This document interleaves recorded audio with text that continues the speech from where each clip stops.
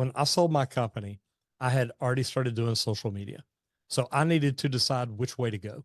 Do I slow down on social media and keep growing the company bigger, or do I get rid of the plumbing company and go in on social media? And I'm a very relational person. Yeah. Relationships are big to me. We had already started building communities, building an audience, building a following. So to me, that was a no-brainer.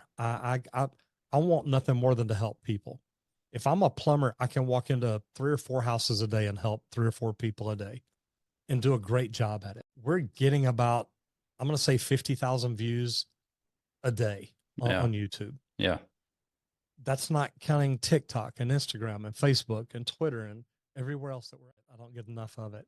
Yeah. But the motorcycle helps, scuba diving helps, and definitely just laying out by the pool and relaxing sometimes. That's an amazing life. That's a good life. And that's a life that, people can experience.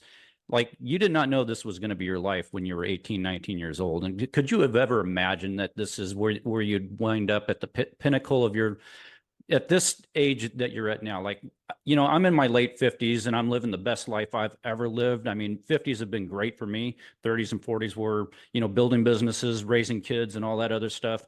But tell me about the pinnacle of your life and just how grateful you are right now, and the message that you would want to give to the kids to end the show. Everybody should start their day with gratitude. Get up and think about what you have in your life, not what you need, not what you want, not what you've lost. Think about what you've had.